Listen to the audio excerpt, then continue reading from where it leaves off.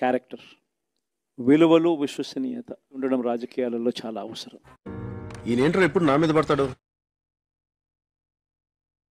అదేదో జగన్మోహన్ రెడ్డి గారు సొంత ఇల్లు కట్టుకున్నట్టుగా దాన్ని చిత్రీకరించేటువంటి ప్రయత్నం మొదటి నుంచి రుచుకొని ఆక్రమించుకున్నారు అనేటువంటి దుష్ప్రచారం చేసిన మీ ఊళ్ళో తెలివితేటలు ఇక్కడ వాడకు. 500 కోట్లు పెట్టి 7 బ్లాకులు రుచికొండ మీద కట్టుకున్నాడు. కెమెరా ఒకటి ఎత్తుకొని వినారియా కొంప చూపించేదానికి. ఓహో, అంటే ఇప్పుడు ఈ పాయింట్ మీద కూడా నన్ను ఉతుకుతావా? వరకు ఇప్పటికీ విశాఖపట్నం గవర్నర్ వస్తేనో వెళ్ళి ఓ ప్రైవేట్ హోటల్లోనో పెట్టాల్సినటువంటి పరిస్థితి ఇప్పటి వరకు ఉంది. అరే పెద్ద సమస్య వచ్చి పడిందే, ఇప్పుడు ఏం చేద్దాం? ఓడమ్మా బాత్రూంలో పోయినాడా చూపించగా అన్నయ్య ఆడపెట్టి కూర్చుంటాడు, అన్న ఎంతసేపు కూర్చుంటాడు, అన్నయ్య ఏం మాట్లాడతాడు నువ్వు? ఏం మాట్లాడతాడు? మేము ప్రజలకు చాలా మంచి చేశాం. అలాంటివి మీరు మాట్లాడితే కామెడీగా ఉంటదన్నా. అన్నయ్య దేని మీద ముడ్డి పెడతాడని చెప్పు. ఏం మాట్లాడుతున్నావురా? నరాలు కట్ అయిపోయింది. పోయి అది తీసుకుని వచ్చి ఏదో జగన్మోహన్ రెడ్డి గారి సొంత భవనంలో చూపిస్తారు. అవును, క్లియర్ గా ఉందిగా. పోండి, బెడ్రూమ్ లేకపోండి, బాత్రూమ్ ఎక్కడ పోయి సింకులు కూడా చూపిండి.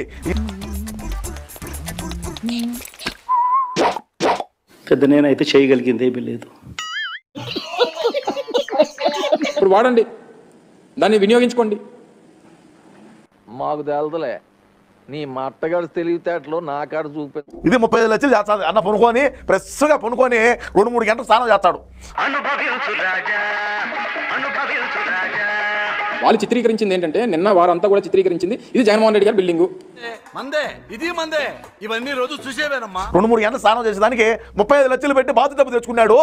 అమ్మో చాలా విచిత్రంగా ఉంది. జగన్మోహన్ రెడ్డి గారి బిల్డింగ్ ఒకవేళ మళ్ళీ ముఖ్యమంత్రి గారు బహుశా ఆయన అక్కడి నుంచి పరిపాలన చేసేవారేమో. నువ్వు ఇప్పుడు కల్లో ఉన్నావు కాక.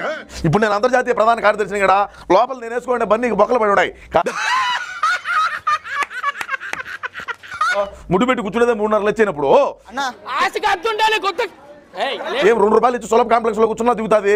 సరే, నీ పిండాన్ని పిల్లలకు పెట్ట ఈ రేంజ్ లో తింటున్నావేంట్రా?